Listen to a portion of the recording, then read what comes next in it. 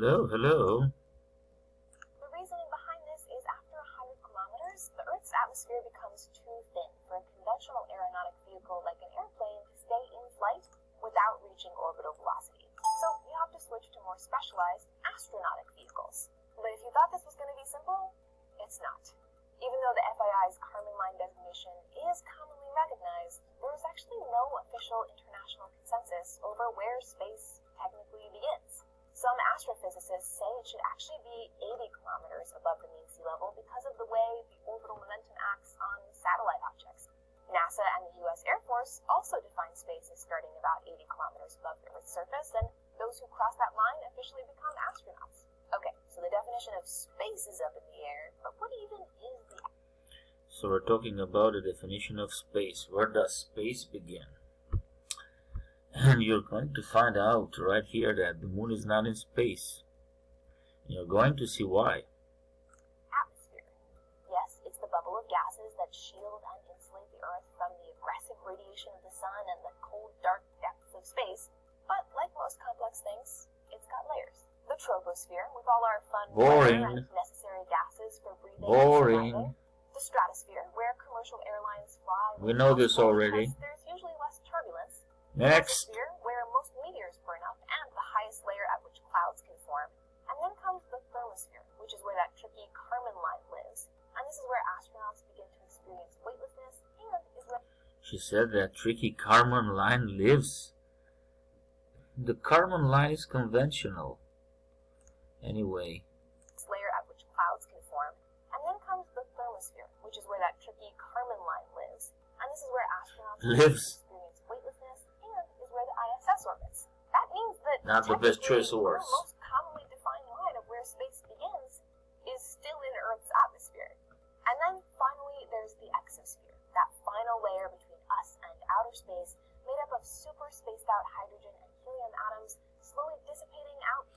Okay, so I guess you heard about the exosphere, but now you're going to find out that the exosphere is much larger, in fact, as astronauts discovered recently, I guess.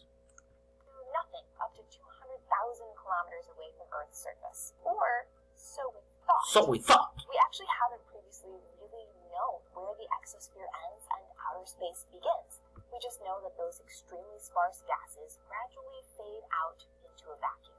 But a team of astronomers has recently dropped a total bombshell. A team of astronomers has recently dropped a total bombshell. Recently. So, let us think.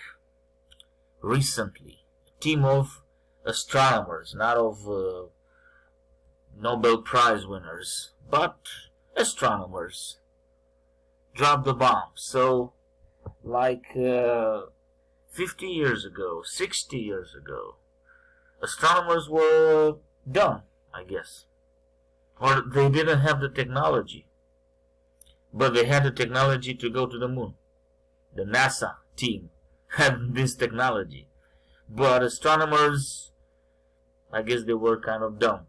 Because they didn't know this. This is recently discovered. Right? It doesn't make any sense. That's why I'm using this tone. When the cloud of gases in the exosphere reflects the sun's UV light, it creates a luminosity, a glow that we can see, called the geocorona. These new observations of the geocorona indicate that the exosphere may extend up to 630,000 kilometers away from Earth, a distance that includes the moon. So the moon is in our atmosphere. Technically, the moon is in the Earth's atmosphere. Well, astronomers didn't know this 50 years ago. They were kind of dumb. They were unprepared. They were, stupid, right? And this is tying up into this.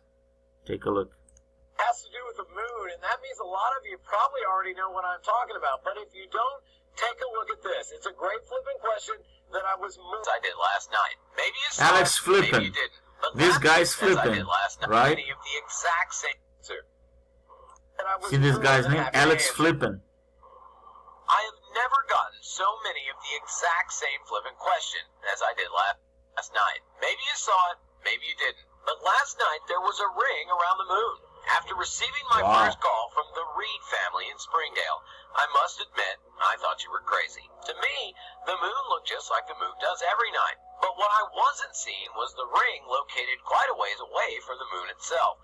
KNWA photographer Ben Goodwin attempted to shoot video of the phenomenon, but it just didn't come out too well. Not because of him, but because it was really tough to capture on video. Luckily, we did find some pictures of exactly what it looked like. Okay, so you see the ring around the moon. And here they are. And the sight, clearly awesome to see in person, is also fairly rare. However, the reason behind it isn't as awe-inspiring as you might have hoped. Last night over Arkansas, there were a lot of high-level cirrus clouds made up of ice crystals. The moonlight reflected and refracted off those ice crystals to create that bizarre ring. And the best way to describe it, it's gibberish, but this ties into this. I guess you already know the connection. If you see the connection, I think you see the connection.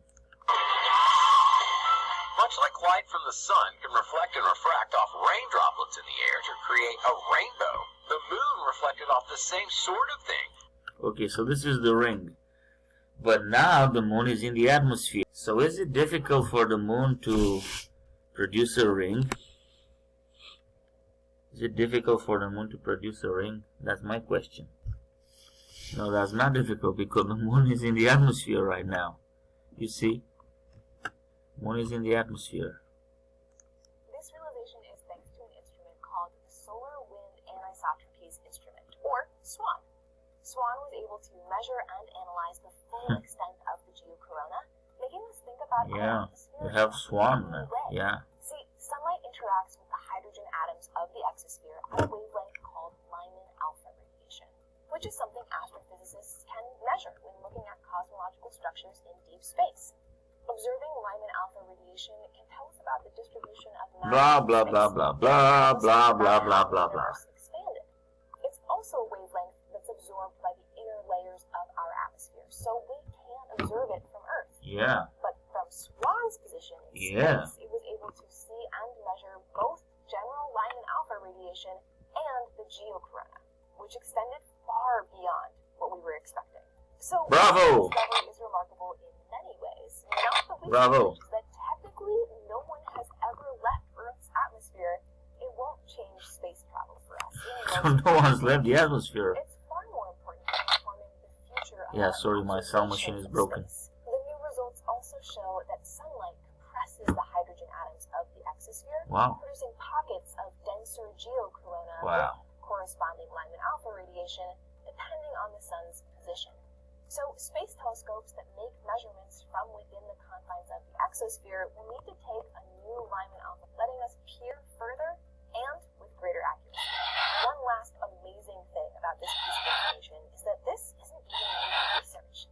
These observations were made by SWAN in the late 90s and were only just dug out of the archives for analysis. What other Sorry, my sound machine is broken. Working in a cupboard somewhere. Make sure to subscribe for all of your space updates. This is BS. Thanks so much for watching, and I'll see you next time. BS. This is BS. Able to win any competition. Anyway, so this ties into this. In conclusion, if the moon is in fact in the Earth's atmosphere, now this is explainable. The moon ring is explainable. This is in the atmosphere, so it's going to produce a ring. Similar to the rainbow, right? To create that mysterious ring. Also, this was the perfect flippant question to finally have a reason to use the song Rainbow in the Dark by Ronnie James Dio. Rainbow in the dark, so it's like a rainbow in the dark. Yeah, take another look at the argument. Rain droplets in the air to create a rainbow. The moon reflected off the same sort of thing to create that mysterious ring. Also, this was the perfect flippant question to finally have a reason to use the song Rainbow in the Dark by Ronnie James Dio. Yeah, this is incredible. Now we can use the song. Now the song makes sense. Rainbow in the dark. This is a rainbow in the dark. I don't really know what this is, you know. But now they say, the media, scientists, NASA, they say, the moon is in the atmosphere. So the argument presented by this flippant guy is a scientific one, and this is the temporary one. But on the long term, as we know that no human has ever left the Earth, then it's going to be pretty convenient to explain the moon ring. You see, so right now this is the argument. So, thanks to all of you who called and wrote in. Now, historically, a ring around the moon signifies bad weather to come. And I talked to Dan Ashley over the weather to create that bizarre ring. There were a lot of however, the reason behind it isn't as awe-inspiring as you might have hoped. Last night over Arkansas, there were Yeah, so the reason isn't that inspiring. The reason is simple, and they're going to explain it here. High-level cirrus clouds made up of ice crystals. The moonlight reflected and refracted off those ice crystals to create that bizarre ring. And the best way to describe it, it's... So this is the BS explanation, but when this BS explanation is not going to hold water any longer, yeah, the water from the clouds is reflecting from, yeah, the light, you get it? Then they're going to use this argument from this video, yeah, that I just presented to you. This argument that the moon is in fact in the Earth's atmosphere, as we find right now. Another definition of the Earth's atmosphere, another definition. So this is the argument that's going to be used in the future. This is my presumption anyway. Yeah. So anyway, have a great day. Cheers. God bless. This was the video.